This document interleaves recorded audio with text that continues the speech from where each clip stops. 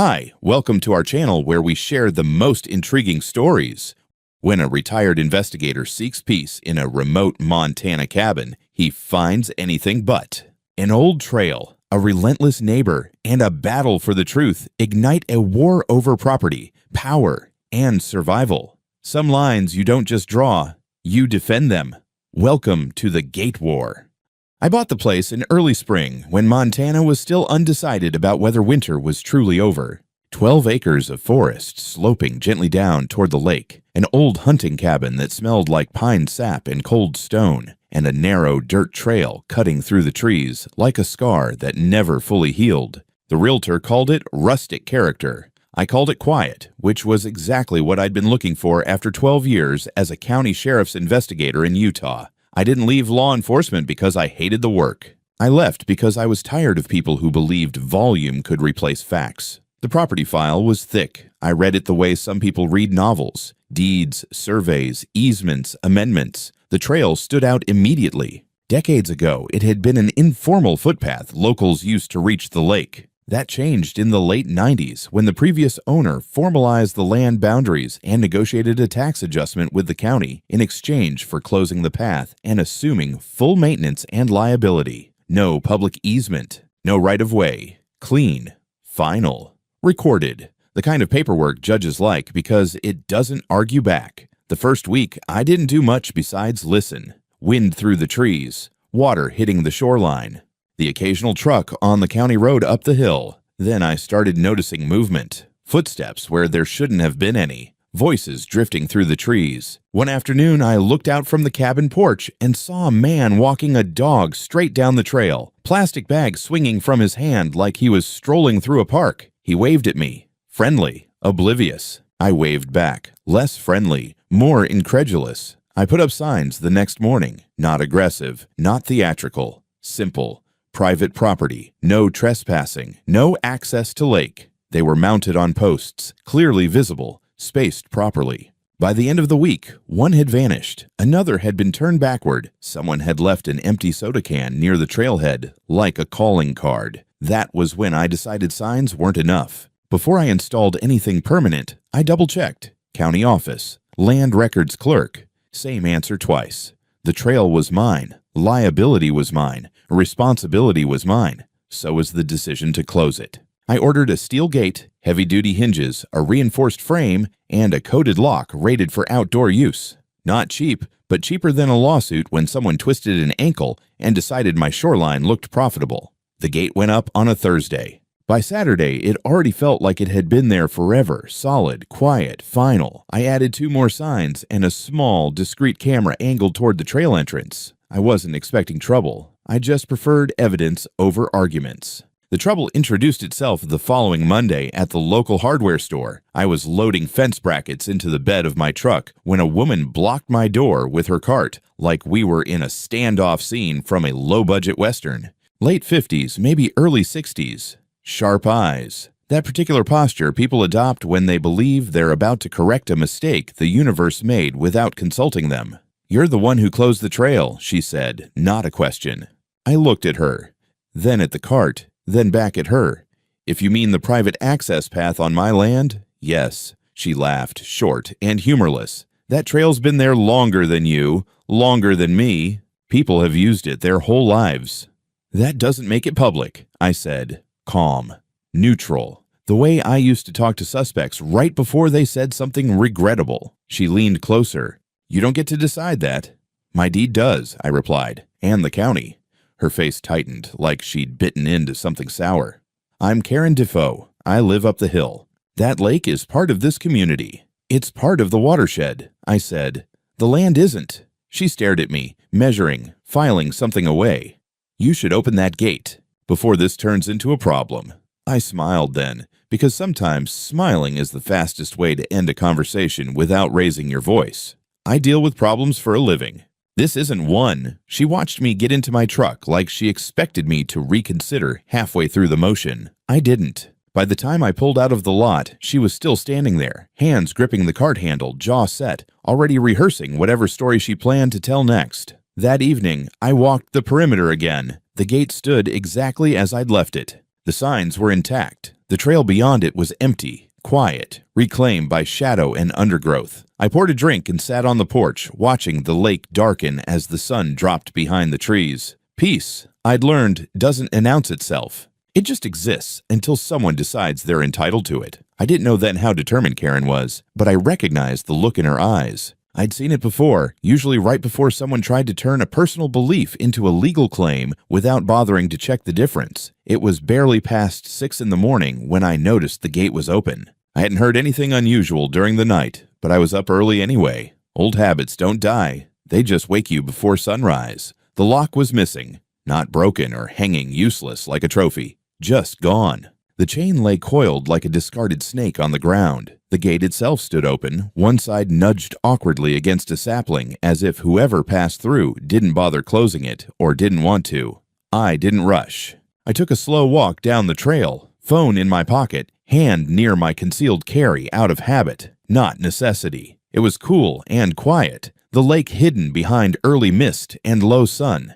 About halfway down the trail in the soft dirt, I spotted footprints. Narrow heel, wide toe, boots, or thick sneakers. The stride was deliberate, not someone jogging or exploring, someone walking like they belonged here. When I returned to the gate, I noticed a familiar gleam just off the gravel, the broken remains of the lock tossed into a clump of grass. Not cut, pried, tool marks at the latch confirmed it. A blunt force job. Someone had used leverage, not finesse. Nearby, I found a worn garden glove and a single hairpin bent into a sad approximation of a lockpick. I took photos of everything, careful not to touch anything barehanded. Then I went back inside and checked the camera feed. There she was, Karen Defoe, dressed in a light jacket and wide-brimmed hat like she was going for a leisurely morning hike, calmly approached the gate carrying a crowbar, not even trying to hide it. She used the tool with practiced familiarity, forced the lock, and shoved it in her jacket. Then she stepped through, dropped the crowbar in the grass like it was beneath her, and headed down the trail like she had every legal right to be there. No hesitation, no second glances. I watched the footage 3 times, then made a secure backup and archived it.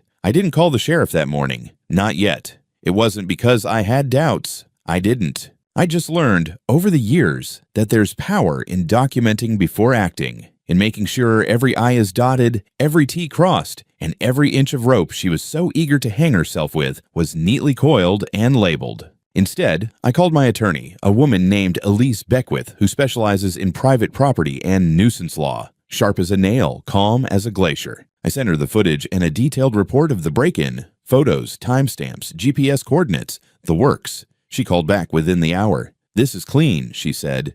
"You've got criminal trespass, vandalism, and possibly attempted theft if she took the lock. You want to go public, private, or tactical?" "Let's start with tactical," I said. "File the paperwork. Prep for a protective order. I want a restraining boundary on her before she thinks this is a game." Elise got to work immediately. Meanwhile, I replaced the lock with a new one. High security, bolt-hardened, uncuttable without industrial tools. I added a reinforced pad, an anti-pry shield, and 2 more cameras, one overhead, one wide angle. Then I printed a laminated notice stating, "Private property. Entry is a crime. Trespassers will be recorded and prosecuted. Trail is not public. Documents available upon request." I left 1 copy on the gate and another on a wooden post nearby, just in case someone didn't see it. I also placed a small, solar-powered spotlight aimed at the signage. Visibility was no longer an excuse. That evening, just as the sun dipped behind the pines, a rust-colored Subaru Outback slowed down near the end of my gravel driveway. I stayed behind the porch railing, out of sight, and watched as the driver's window rolled down. Karen. She didn't get out, just stared at the gate, then at the trail, then at the laminated sign. After a minute, she pulled out her phone and took several photos. Then she drove off, tires crunching slowly, like she was daring me to stop her. The next morning, I received a letter in my mailbox. No stamp, hand-delivered. "Your actions are hostile and inappropriate. That trail has been in community use for generations. Your gates are unlawful. Expect community involvement." Community involvement? That phrase stood out to me like a bullet casing on a clean floor. Elise filed for a temporary restraining order that same day and sent a cease and desist letter directly to Karen's property address. Not that I expected her to care.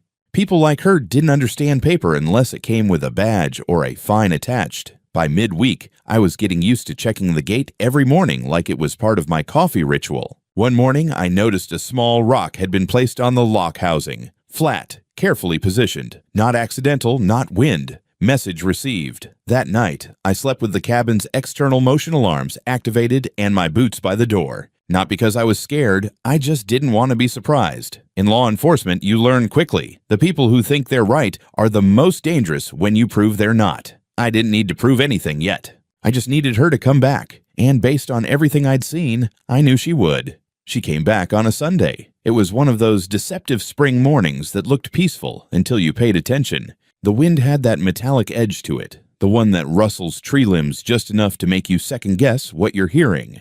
I'd woken early, double-checked the gate, rearmed the motion sensors, and made a thermos of strong coffee I didn't really need. The night before, Elise confirmed the temporary restraining order had been granted, effective immediately. Karen was now legally prohibited from setting foot on my property or crossing any boundary. I printed a laminated copy and mounted it right on the inside of the gate, facing the trail. She couldn't miss it. What she didn't know was that this time, I wasn't the only one watching.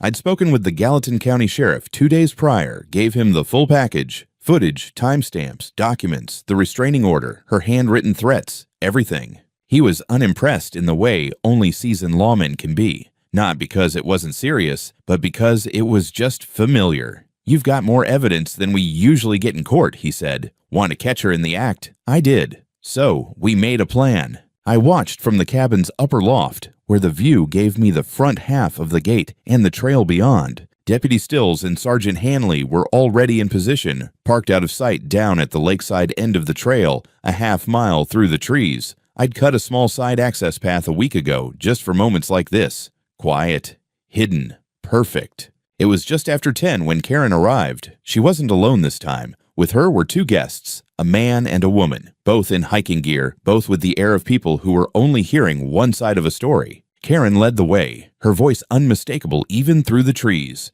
Loud, theatrical, full of self-righteous narration for her little audience. They stopped at the gate. One of her companions pointed at the laminated court order and hesitated. Karen waved it off with a laugh. "He typed that up himself." "It's fake," she said. Then she pulled a small set of bolt cutters from her backpack. I admit, I didn't expect that. Crowbar, sure, maybe a wrench. But bolt cutters? She came prepared. With one practiced snip, she sliced through the lock like it was a twist tie. She pushed the gate open with a flourish, turned to her companions and said, "See, he's bluffing. This is public. Always has been." They walked through. Exactly 4 minutes later, the forest rustled in a way that didn't belong to the wind. Sergeant Hanley stepped into view first, calm, steady, hand on his belt. Deputy Stills flanked him, holding a printed copy of the restraining order. Karen froze like a raccoon caught in a floodlight. Her guests stopped short, confused, unsure of who they were looking at or what they had just walked into. Hanley spoke clearly. "Ma'am, you are in violation of a court-issued protective order. Please place your hands where I can see them." Karen sputtered, tried to backpedal with words first. "This is a mistake. He doesn't own this trail. It's public domain. I've walked this path for 40 years. Stills read from the paper, "Per Gallatin County Court, restraining order effective 3 days ago. Entry onto this property is a misdemeanor. Destruction of private gate hardware elevates that to vandalism." "I didn't destroy anything," she shouted. I stepped out of the woods then, holding up my phone. "You sure about that?" "Because I've got high-definition footage of you cutting through a lock, walking past 2 clearly posted signs, and violating an order you've already been served." One of her guests asked, "Karen, what the hell is going on?" She didn't answer. She started crying. I don't mean sniffling or welling up. I mean full-body sobs, the kind people perform when they realize they've run out of words, and there's nothing left but noise. "You can't arrest me for walking," she yelled through tears. "You can't just block off nature. It's against the law."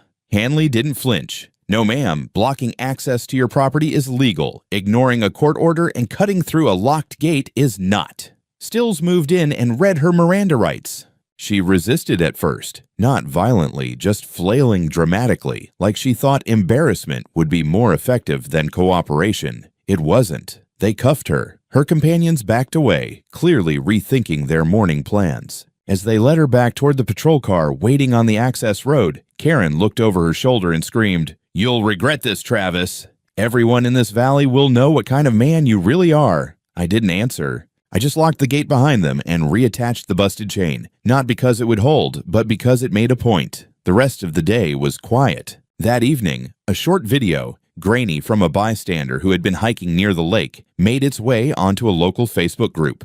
The clip showed Karen being walked to the cruiser, shouting about historic access and spiritual rights to the water. The comments section exploded. Some people defended her, some didn't. One guy posted, "I hiked that trail once in 1986. Guess I should sue the state too." By nightfall, a local blog had picked up the footage. Headline, "Gatekeeper Showdown. Woman arrested over lake trail dispute." I poured a drink and sat on the porch, listening to the trees move. The gate stood closed. The trail was empty.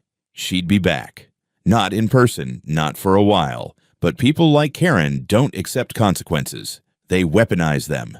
I wasn't worried. I'd dealt with worse than her. But I knew this wasn't the end. It was just the part where she stopped using tools and started using lawyers. The court date came quicker than I expected. Karen spent one night in the county jail before bailing herself out the next morning. Her mugshot didn't go viral, but it did end up in one of those local incidents write-ups that old-timers read over coffee. My phone started ringing by noon. Neighbors, ex-coworkers, even my contractor laughing and asking if I really had someone arrested for walking. I kept it civil. Not for walking, I said. For trespassing, vandalism, and violating a court order. The truth didn't always travel fast, but I was determined to keep it on the rails. 2 days later, I received a notice via certified mail. Karen had filed a civil suit against me. According to the filing, she was suing for wrongful arrest and humiliation, illegal denial of historic community trail access, emotional damages exceeding $50,000, and my personal favorite, malicious entrapment. I nearly choked on my coffee when I read that one. Entrapment for putting a lock on my own gate and having a restraining order. Elise, my attorney, was less amused. She met me at the cabin with a folder in one hand and a tight-lipped expression. "This isn't a joke, Travis." She's got a real firm behind this. Halden Myers. Mid-tier but loud. They'll go for optics. Meaning they'll try to paint you as the crazy old loner hoarding nature like a dragon with a hoard of pine needles. I didn't laugh. She's the one who broke the law. She'll claim you provoked her. She'll say this was about access rights and decades of unspoken community use. If they get the right judge, this could drag out for months. Then let's not give them an inch, I said. Let's fight it head on. Elise nodded. Good, because we're filing a counterclaim, harassment, trespass, destruction of private property, violation of restraining order, and now, malicious litigation. We worked late that night. Elise brought her associate, Adam, who handled digital archiving. They cataloged every photo, every minute of footage, every social media post, including the Facebook video that had now racked up 22,000 views and counting. Comments were split between Karen did nothing wrong and play stupid games, win stupid prizes. But Karen didn't stop there. 3 days after her release, a small group of people started appearing at the edge of my gate. They never crossed, just hovered. Middle-aged hikers with old trail maps, teenagers on bikes, even a guy with a clipboard who claimed to be conducting a survey of blocked access routes. He refused to say who hired him. I checked his car when he wasn't looking. It had a rental tag. Then came the letters, typed, unsigned, and slipped into my mailbox like whispers in the dark. You don't own nature. That lake was here before you. You can't lock us out forever, Elise warned me. They're trying to create the illusion of a public right-of-way. If enough people say they've always used that trail, they might try to claim prescriptive easement. It's rare, but it's real. I knew about easements. They were legal landmines and often abused by people who thought routine trespassing was a birthright. That weekend, I had professional surveyors on my land. Not some shady HOA hired hacks, real pros with GPS stations, county permits, and drone scans. They confirmed what I already knew. The trail was 100% on my land. No overlap, no encroachment. I paid extra for expedited certified documentation, notarized and bound. Then I took it further. I reached out to a retired Forest Service geographer who'd worked in the area for 30 years. He reviewed old plats, historic maps, and confirmed in a sworn affidavit that no public trail had ever officially passed through my land. Elise smiled when I handed it over. That, she said, is going to hurt them in court. But Karen still wasn't done. 2 nights later, someone threw a rock through my front window. No note, no follow-up, just shattered glass and silence. I reviewed the footage, but whoever did it wore a hoodie and moved like they knew where the blind spots were. I called the sheriff. Deputy Stills arrived 20 minutes later, quietly fuming. "We're upping patrols," he said, "and we're moving this from nuisance to potential intimidation. She's playing with fire now." I replaced the window with reinforced security glass. Then I bought a second set of motion sensors, thermal this time. No more blind spots. The civil suit moved ahead. Karen's attorneys demanded mediation. Elise laughed and refused. "They want to settle with headlines," she said. "We're going to settle with evidence." Our court date was set.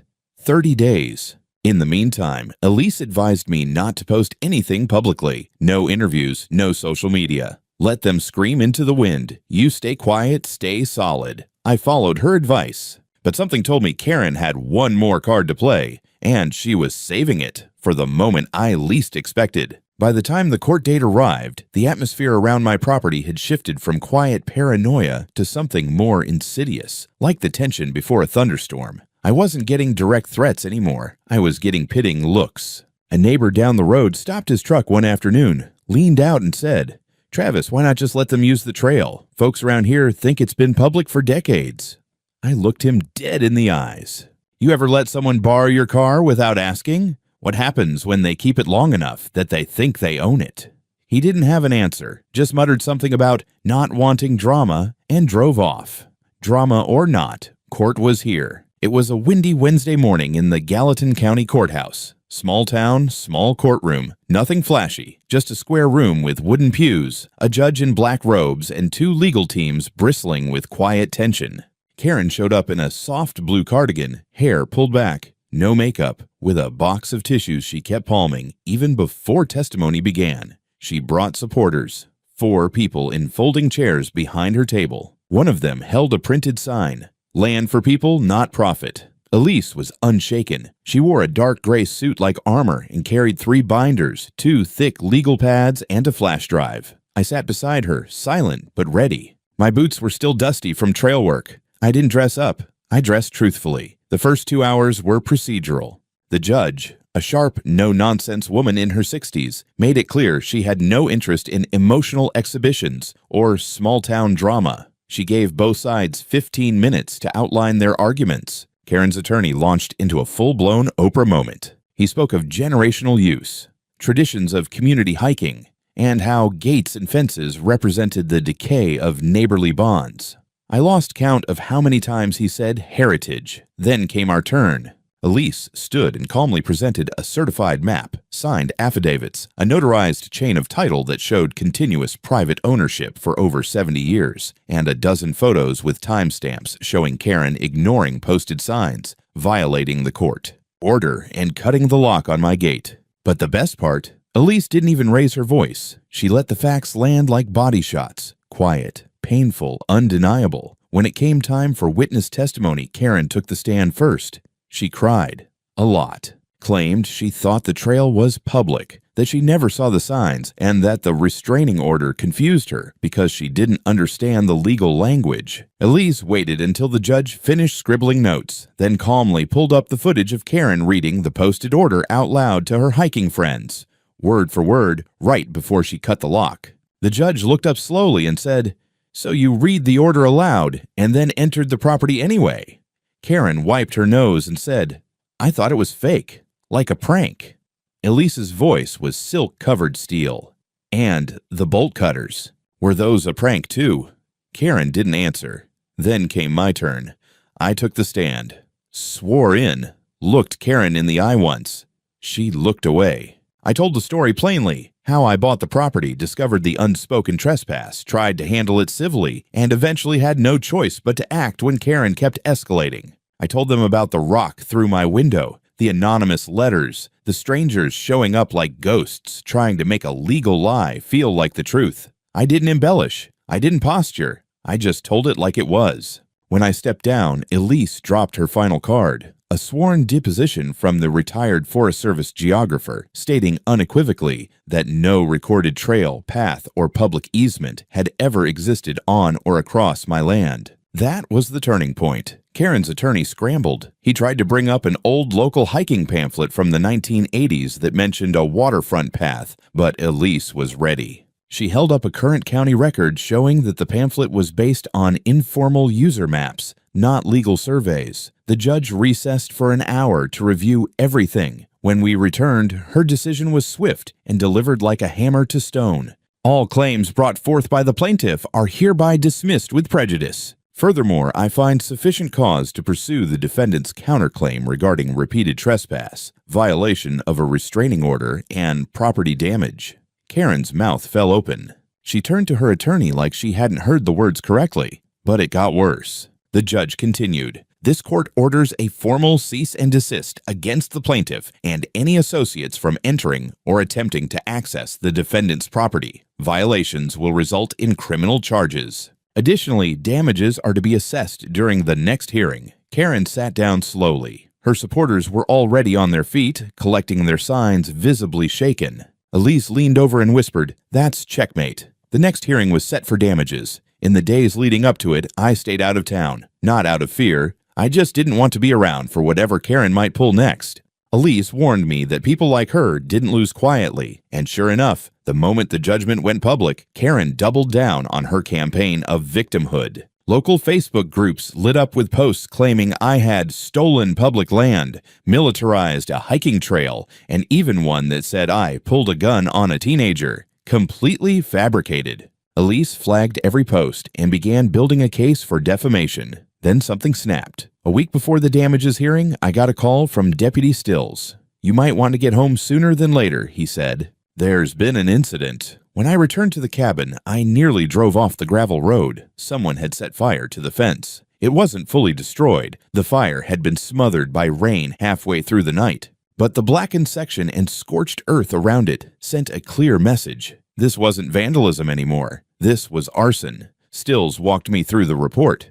Accelerant traces on the base. Gasoline or kerosene, most likely. No prints, but we've got tire tracks on the south side. Looked like someone drove through the woods, got close, then lit it up and bailed. "Do you think it was her?" I asked. He hesitated.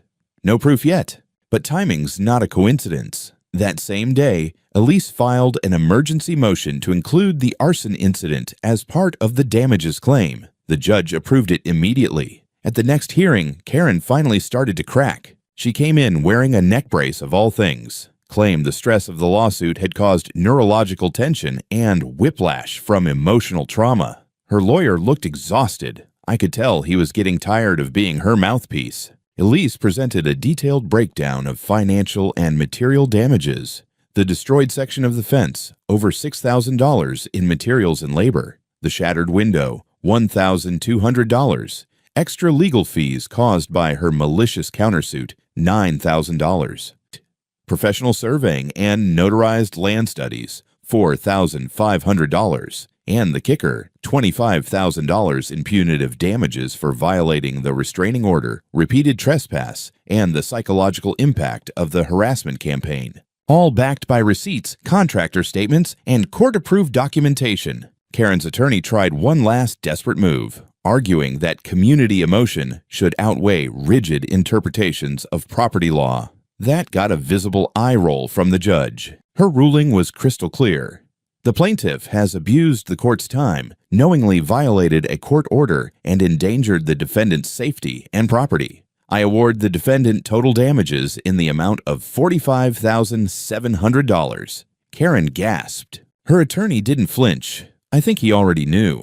But it didn't stop there. The judge added, "This court is referring the matter of suspected arson to the district attorney's office for further investigation. If it's proven that the plaintiff or any of her associates were involved, criminal charges will follow." Karen lost her composure. She stood up and shouted, "This is my trail. He's the thief." "Not me." The bailiff had to escort her out while she kept yelling, "He stole the mountain. He stole it." It was surreal. Outside the courtroom, reporters were waiting. The story had grown legs. Partly because the arson was now a criminal matter, partly because Karen had been so vocal online, and now she was being eaten alive by her own narrative. We didn't speak to the press. Elise told them, "We're letting the facts speak for themselves."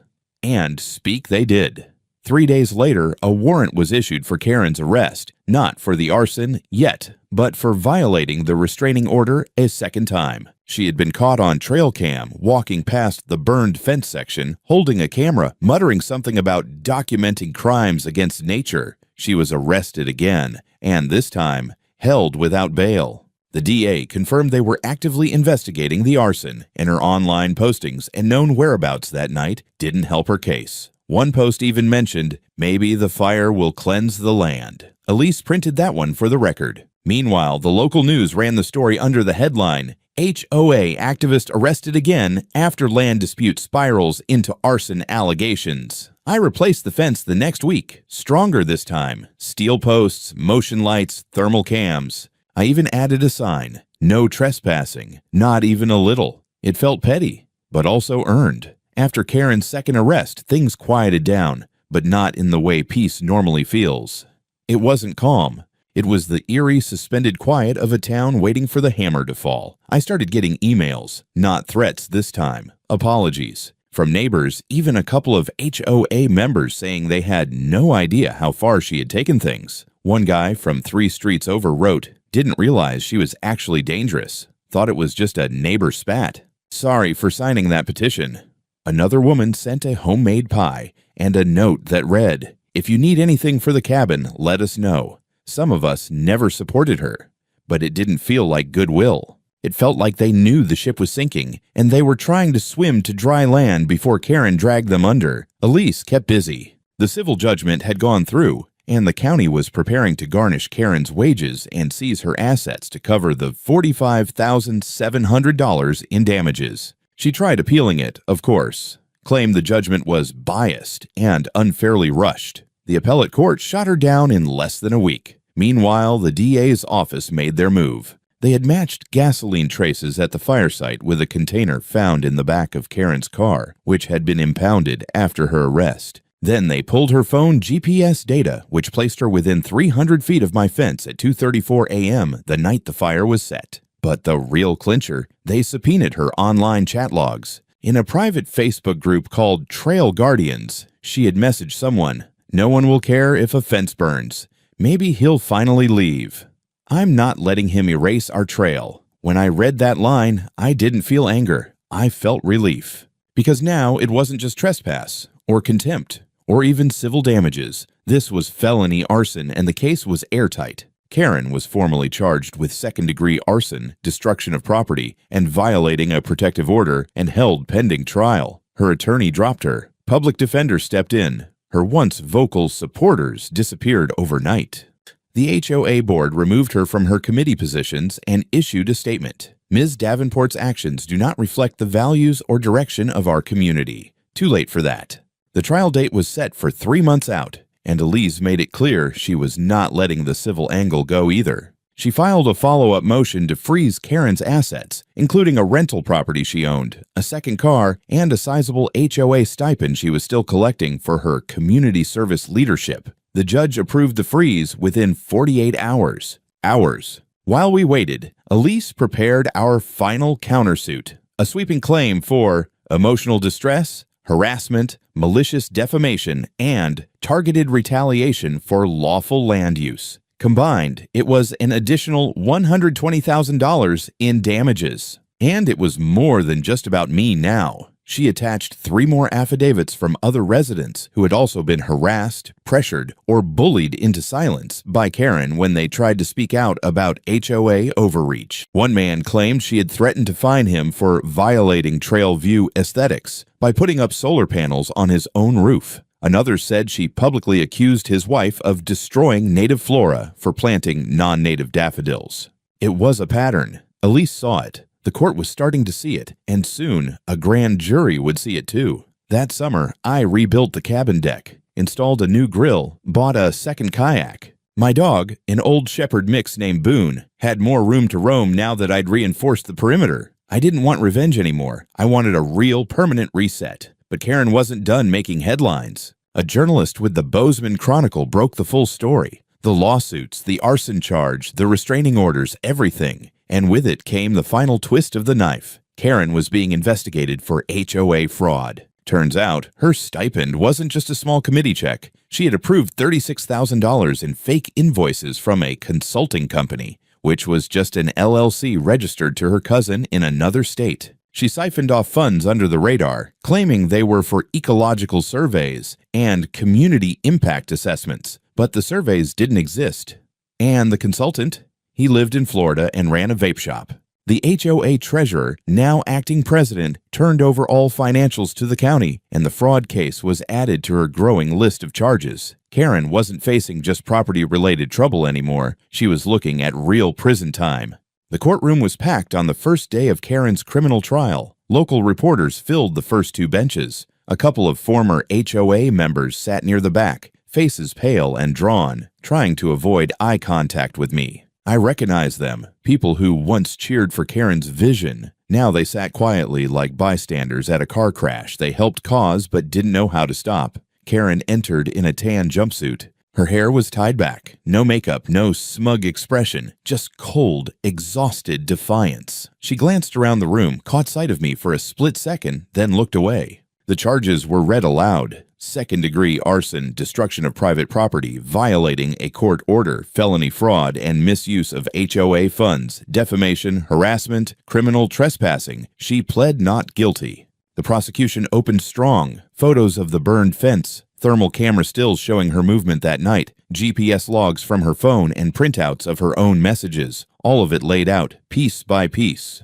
Her attempt to claim she was nowhere near the scene evaporated under the weight of digital evidence and physical proof. When the HOA's new treasurer took the stand, he brought records. Line by line, he detailed the fake invoices, the payments to her cousin's sham company, and even the fabricated receipts for trail maintenance supplies that were never purchased. Elise testified too, not as my lawyer, but as a witness to the harassment, the civil violations, and Karen's coordinated campaign against me. The judge allowed it as part of establishing her pattern of behavior. I took the stand last.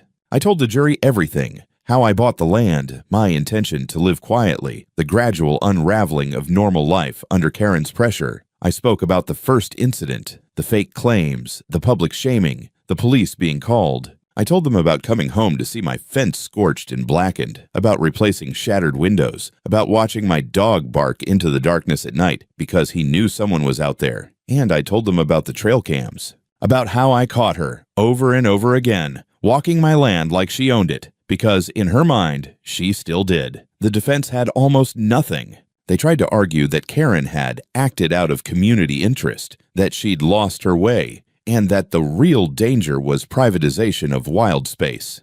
It was a last gasp. The jury didn't buy it. After 6 days of trial, they returned the verdict in under 4 hours. Guilty on all counts. The judge was brutal. He cited the scale of her deceit, the danger of the arson, the abuse of HOA power, and the targeted harassment of a private citizen as grounds for the maximum sentence. He didn't mince words. Ms. Davenport, you weaponized a position of community trust for personal vendettas, endangered lives and property, and attempted to undermine the judicial process with lies and manufactured victimhood.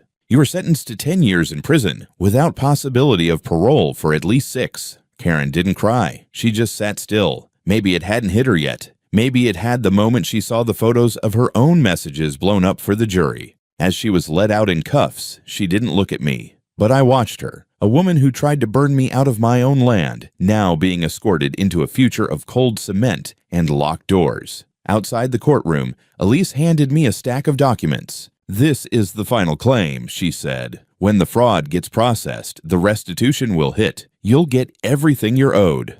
And I did. Over the next 6 months, I received over $100,000 in judgments, damages, and restitution, plus legal fees reimbursed by the state, and an official apology from the county HOA board for their failure to properly oversee Karen's actions. They dissolved her former committee. The trail was closed permanently. Signs went up reading private property. Access revoked by order of court. I had Boone out by the fire pit the night they tore down the old trail marker. It was quiet. No more shouting, no more banging on fences, no more trespassers, just the sound of wind through the trees. That winter, I finally finished the cabin porch I had put off since moving in.